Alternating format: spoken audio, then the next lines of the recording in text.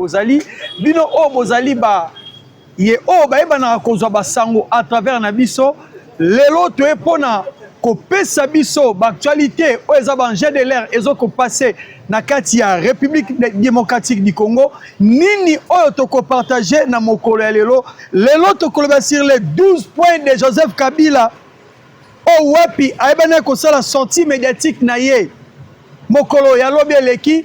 Autrement dit que après avoir levé toutes ses immunités, Kabila brise le silence et il monte au créneau. Kabila déclare la guerre avec Fachi ou avec la République démocratique du Congo. Des généraux proches de l'ancien président Joseph Kabila aux arrêts.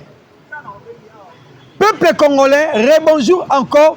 Yango nezali 2 points Europe toko beta na mokona biso ya lelo. Les 12 points de Joseph Kabila ainsi que les 2 généraux au Wapbautiko Kangabazaki proche, il y a ancien président Joseph Kabila. Pourquoi Bautiko Kangabango? Parce que nini suite na kati ya explication, il y a développement, il y a sujet na biso, na moko na biso ya lelo. Bana mboka na ko senga na bino dès l'entame de notre émission, vous pouvez liker, partager, commenter sur votre chaîne Europe Bozali Kolanda biso. Ndenge toali kolobana bino. Merci Nabino. To koti siko na ozali développement ya vip ya ba sujet na biso. Les 12 points de Joseph Kabila. Est-ce que les choses que Kabila a outi koloba, ce sont des choses importantes ou bien à sali ba copie coller ya ba tomosu o wapi ici ba loba. Premièrement, na komisa Nabino Kabila a fait du copie coller de monsieur Paul Kagame. Deuxièmement, Kabila a fait du copie coller il y a Senko ainsi que SSC. Troisièmement, Kabila a fait du copier-coller. Il y a M. Corneille Nanga. Donc, en général, nous avons vite compris que dès que le chef de l'État, Félix Tshisekedi, alors que Kabila est en connivence avec les M23, il n'a jamais menti. Il a prononcé juste des vérités aujourd'hui. Quand on est notre meilleur ami, et côté l'Issabiso, que certainement c'est vrai, Kabila, il est l'M23 et il est le tueur du peuple congolais. Ah oui, lorsque auparavant, tu vas dire comme Sabino que les Jeannette Kabila, les Zoé Kabila sont des rebelles. Boba Nabiso que Bino Bataï de Pes, Bozala Kabatobi Loba Loba, Boaka Kosera Kabila Makambo, na Nyos Pomona Kaye, Lelo Yemoka Lobi Ango. Si comme bon Pessi Biso raison, est-ce que Boko Finga les sous Biso, tu as quel mensonge ou comment? Lui-même n'a 12 points au outil Koloba. Ceux qui t'ont classé, vont comprendre que Kabila a parlé que sur 5 points. Et chose grave, on va plus comprendre que Nabatongo va commettre la Kieba, mon qui te point 12, 10, 12, 11. Et c'est là comment quoi l'oba 1, 2, 3, 7. Et là comment quoi l'oba 6, 4. Et c'est là comment quoi l'oba. Voilà aujourd'hui. Ouais, la Kissi Bonsoba, il y a mon toit qui me sont pendant 18 ans. Chose sérieuse, mais au Congo, c'est vrai. De voir un ancien président a commis comme ça un discours, il y a qu'au cloué aux Alimboka naïe.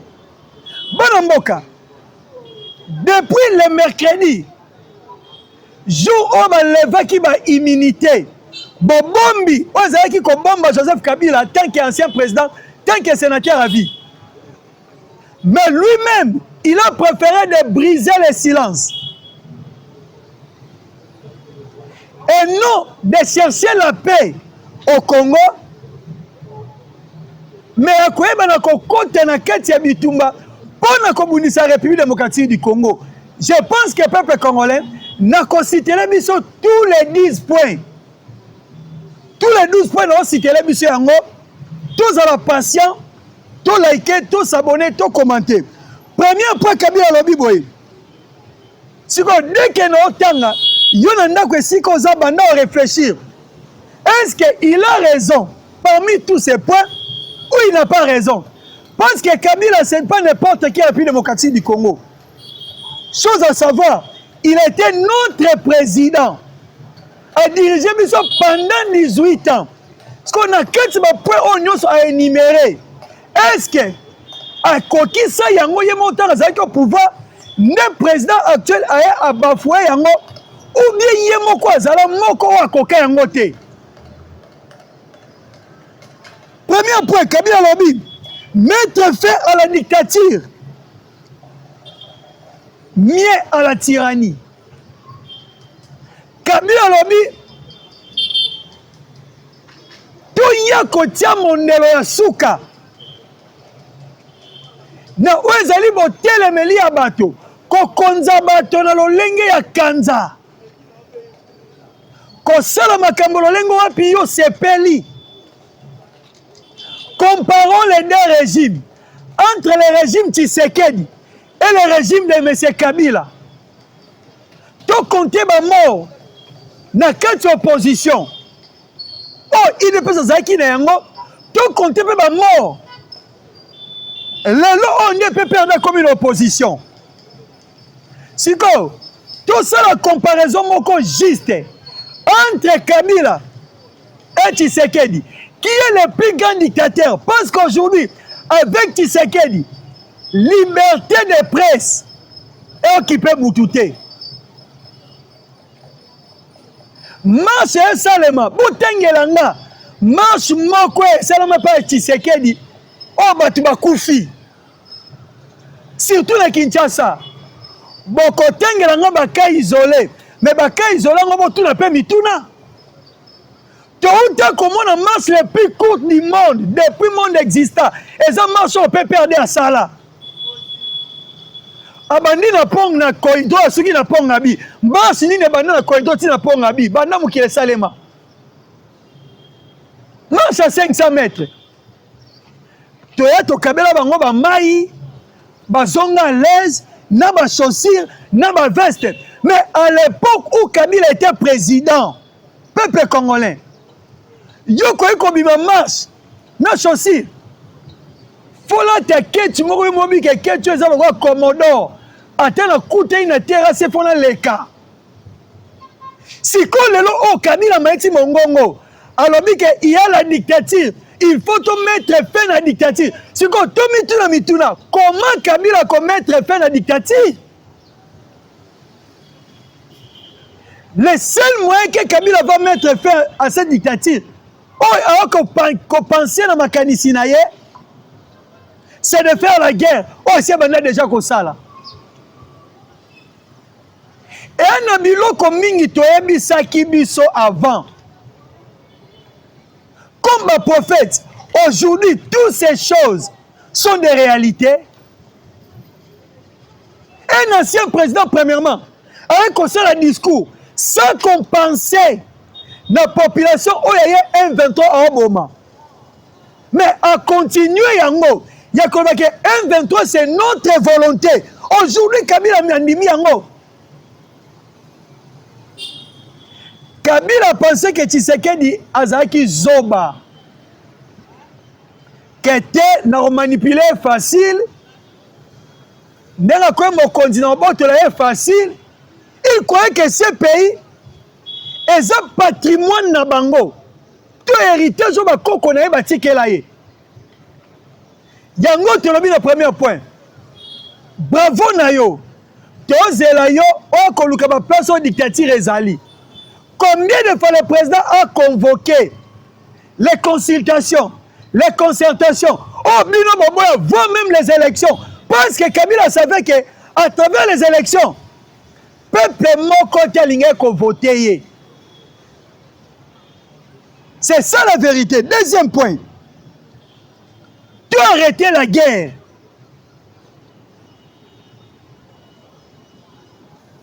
Tu as arrêté la guerre. Comment on peut arrêter la guerre? C'est par le dialogue. Ou par la guerre encore.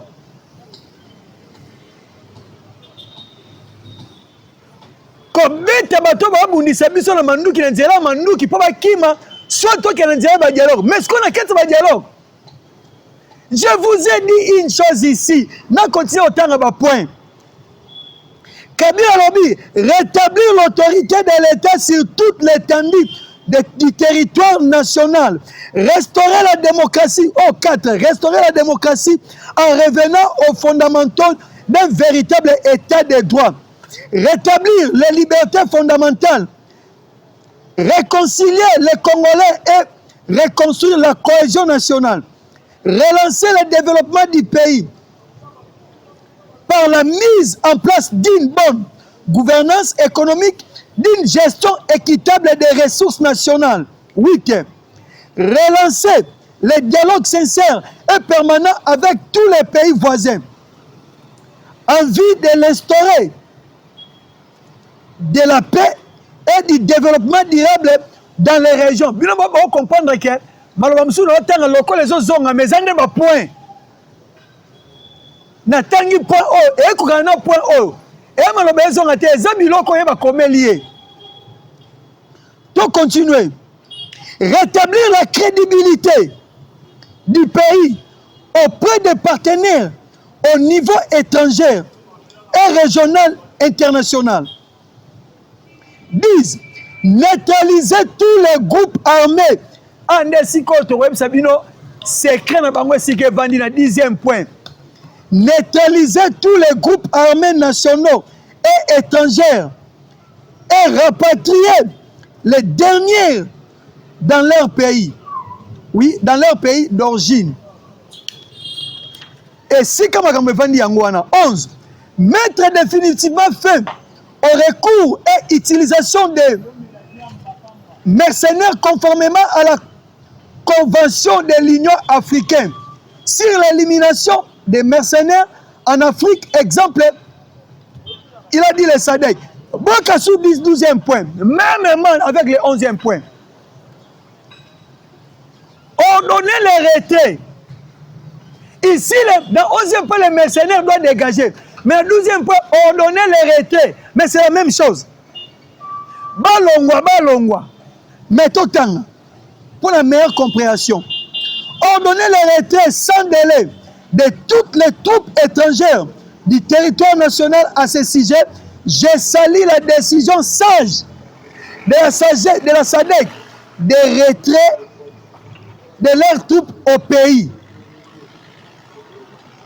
En comprenant tous les 12 points de M. Kabila, c'est la déclaration de guerre que Kabila a sali siko. Mais ce n'est pas aujourd'hui que Kabila a la déclaration de guerre Oyo. Vous voyez que ici, abandonne déjà comme biso. Mais azande ko réussir te. Lokola batama ki na se nzungu. Lelo siko chwezate ami bimisi na poisa. Mais à continuer ce qu'on a collaboré. Vu l'immensité de la tâche, ainsi crédité, je lance un appel solennel à tous les Congolais, sans condition de sexe, d'ethnie, d'âge, de classe sociale, de zone géographique ou appartenance politique, qui aiment passionnément le Congo, qui se sont prêts à tous les sacrifices,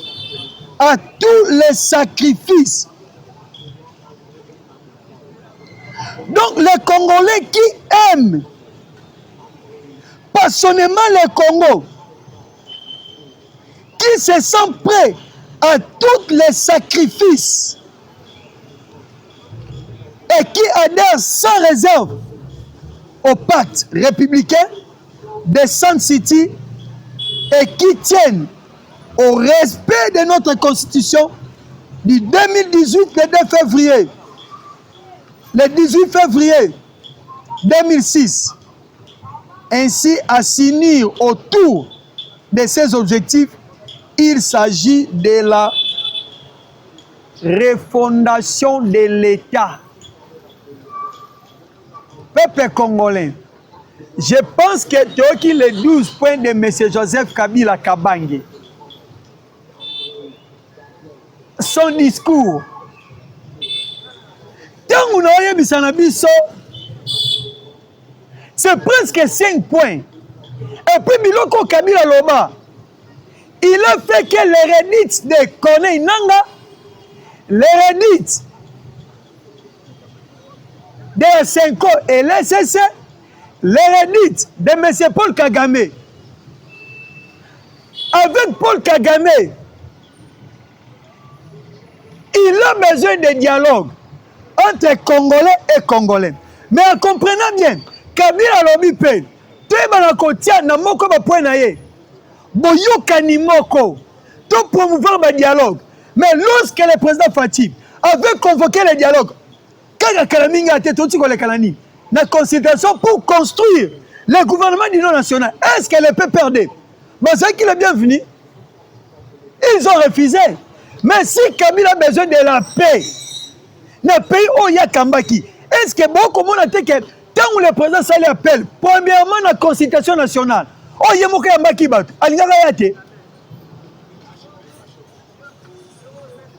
selon Kabila, le pouvoir actuel refuse de dialoguer entre nous. Bon, qui le 12e point a soulevé le dialogue avec la Sun City. Na moi na banana ko péché wana. Parce que si on a tous les 12 points, oh, mbalamoko lelo na analyser ango, tokolala bande konanga. Tangu toyebisa kibino. Soki lelo toke na dialogue na ba M23 et kozala Sun City de bino baboya kango, Kabila lobi yango te. Tangu toyebisa kibino, basango ba luka dialogue pour ko écarter le président Félix Tshisekedi. Si qu'on veut comprendre, pour le Bassango, il faut dialoguer avec les M23. Pour Kabila, il faut dialoguer avec les M23. Mais chose grave, on a une Kamwelelo. Les M23 que Kabila avait des faits. Les M23 Ozbazaki binemi à Kabila. Paul Kagame Ozaki ennemi à Kabila lobby. Mais Lelo, Kabila a séjourné dans Rwanda. Lelo Kabila a commis allié numéro 1 à M23. Peut étaler ici que Moutozo ça un discours, c'est lui le patron de ces groupes, de tous ces groupes armés. Et puis plein de ces missions sont Simba, pas dans Moka. Donc ça là qu'un dialogue n'a pas M23 parce que la résolution 2773 est claire. M23 est un groupe étranger, c'est un bima. Tout le mécanisme de vérification et dans le côté qui sont les Congolais dans quatre groupes et qui ne le sont pas. C'est clair. Mandiangwa Sambwe, ça passe ou ça casse. Côté à Kabila les plaire. Aujourd'hui, Abimi a brisé le silence de la Kobake. Maintenant, je vais faire la guerre avec Tshisekedi. Ouvertement, il a déclaré. Et puis, il a lancé appel à l'Obinini. Peuple congolais, Bissika Nyos Mozali, Etini, Mboka, Nyonso, Ozala Mukolo, Zabona Muke, Boya. Tout ça, on a pour un peu sa kimia. Et puis, a déclaré clair, si on est dans le qui na Goma. Autre discours, quand on va s'en va basango ba kene na Goma, mes condoléances ezala tendemo na Kabila. On sa discours, on les alela pona. Ba mort auto perdre tout moment na kati ya Congo, mais hier ok koloba nini? Hôtel le président Tshisekedi akangi ba banki na Goma. Mais en Goma, les gens sont payés à travers les Caritas. C'est quoi? Tout font la banque. Pour rebelle à Zawana, à Zwakamongwana. Et normal. Et normal. Yango moni, ba côté là que ba taxe est belle pour comprendre que à travers les Caritas, les gens de Goma sont payés.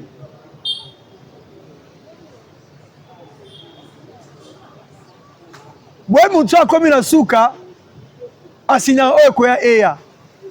Kabila savait, au sein de notre armée, il y a des infiltrés qu'il a placés. Dans la Sun City, Oyo. Oui, malamu. Infiltration makasi na Congo côté à travers le dialogue intercongolais dans Sun City. Parce que Roubewa avait des Rwandais au sein de son armée. Ensemble avec même, il avait aussi quelques Ougandais au sein de son armée. bango na tango baye 75 000 étrangers, soldats étrangers. Oh ba kotaka.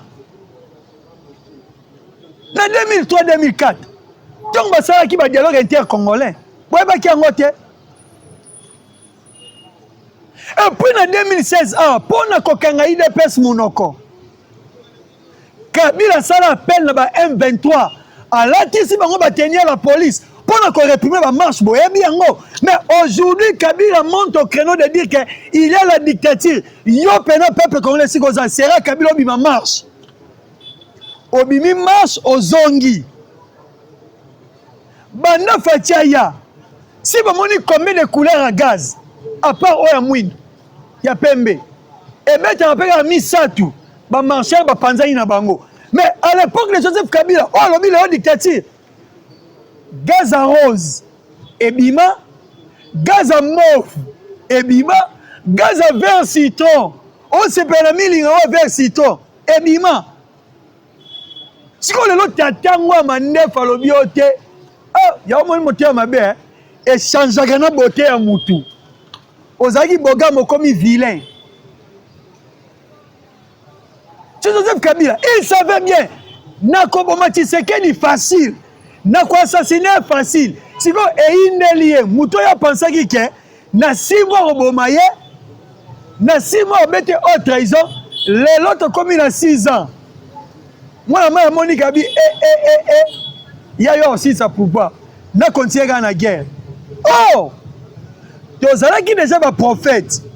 Il y a quoi Sanabino. Kabila, il est en connivence avec les M23. Janet Kabila, il est en connivence avec les M23. Yangona Bomona qui va préférer que Zoé à la gouverneure de Tanganyika. Pourquoi j'ai dit cela? Aujourd'hui, qu'est-ce qu'ils ont préparé? Hier, et ça qui n'a réunion, qui n'a Kamagnola. Na Sud Kivu. Calcule les années. Bassa la tête na Uvira ti Kalemi. Oh, Kalemi mutazala gouverner. C'est Zoé Kabila. Tant m'interpeller Zoé Ababi ke a compte Minduki. Bino baboya ki yango. Tesko schéma na bango lelo Kabila tracé yango bende boya na bitumba. Et deuxième axe balobi Walikale pour atteindre Kisangani et Lituri. Ba utiliser nanya ndo menacé Thomas Lubanga. Avec les CPR, ils ont un mouvement rébellion. Un peuple congolais. On peut s'unir des forces avec qui? Parce que les Congolais n'ont pas besoin de la guerre. Mais nous avons besoin de la paix.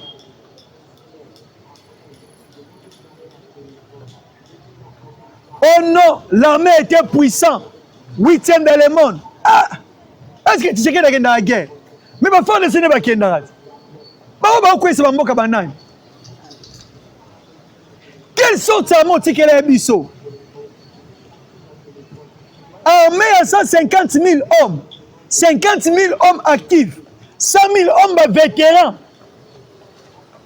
Pas traître, qu'on a 20 000 hommes. 130 000 hommes, traître, non, traître. Bon mboka tozoya tina place oya les deux généraux ba kanga mo bakanga ki lobby kaka na butu mususu bakanga ka le même hier na butu les deux généraux bakangi baba proche nani et politique nambe mais bien ngote un peuple congolais. Maintenant, la nourriture est cuite. Ce qu'on cible est Makassi, et ça Kabila. Mais en réalité, c'est Paul Kagame qui est derrière Kabila. Toyebi Sakibino. Yamoni, ko examiner discours au aussi la biso leloté. Yamoni sa présence Stani, au aussi social analyse au leloté. Donc nous avons ok nango ndambu Charles Nana. La zone d'ombre est belé awa.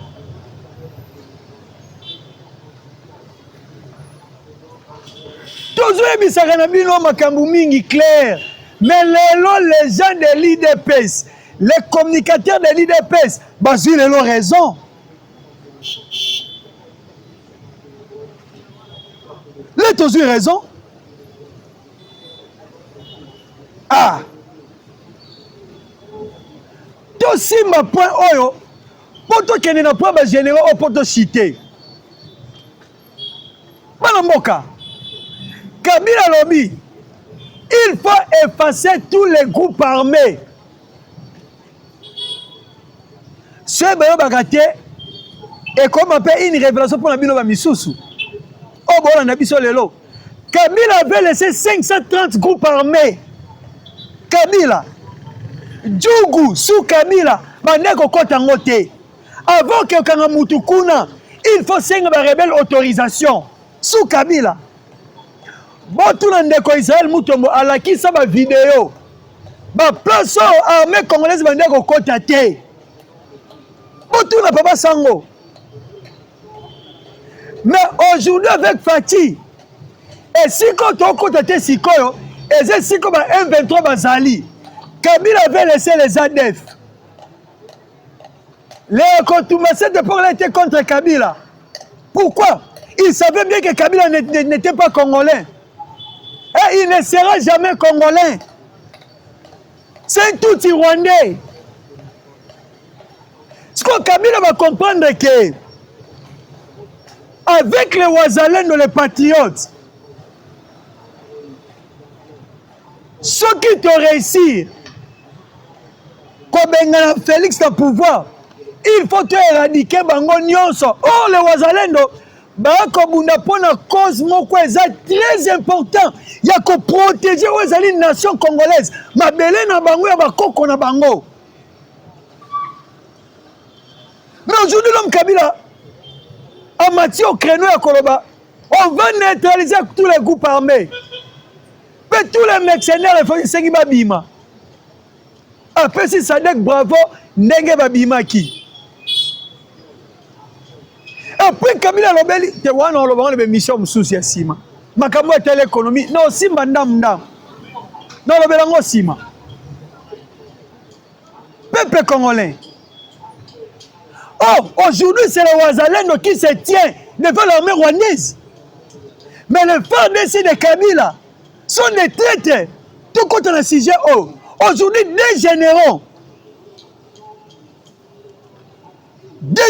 aux arrêts. Des généraux aux arrêts. Ces généraux coopèrent avec les Rwandais. Telle que cette information, on a dit comme ça, les militaires rwandais se préparent à nouveau pour relancer des offensives sur l'axe Ouvira Kalemi et sur l'axe Walikale jusqu'à Kisangani. Je viens de vous le dire. C'est l'armée rwandaise qui se prépare et non l'armée de Kabila et non l'armée de Nanga. Parce que Nanga et Kabila n'ont pas de militaires. Les militaires qui se trouvent là, ce sont des Rwandais. Et là, Kagame avait besoin d'utiliser les Congolais pour la veiller.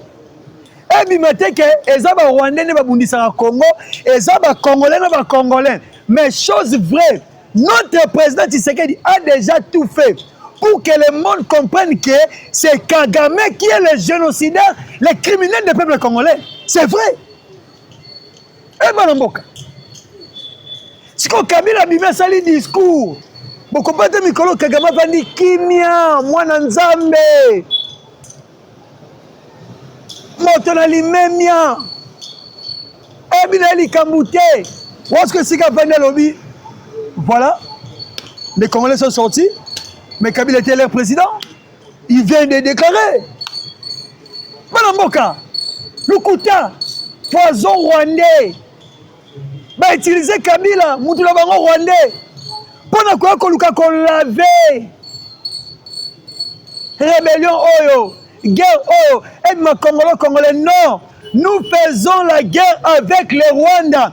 Prévenez que Bokano des traîtres Oyo.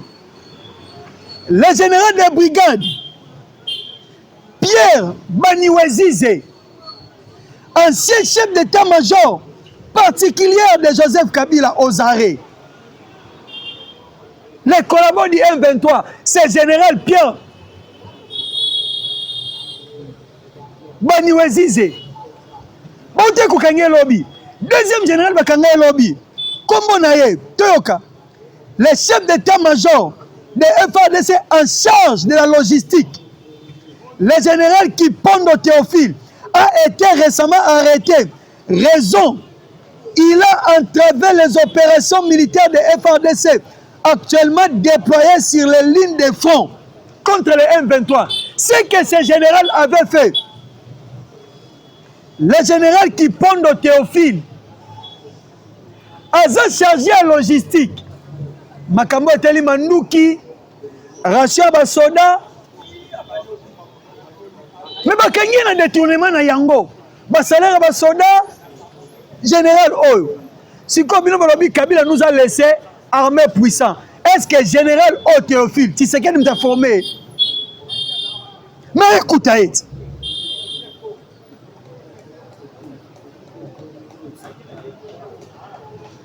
Maniwezize o, tu sais qu'elle nous a hein? Écoute, yenda la kisi bango bote Manduki. Première réflexion balobi boy.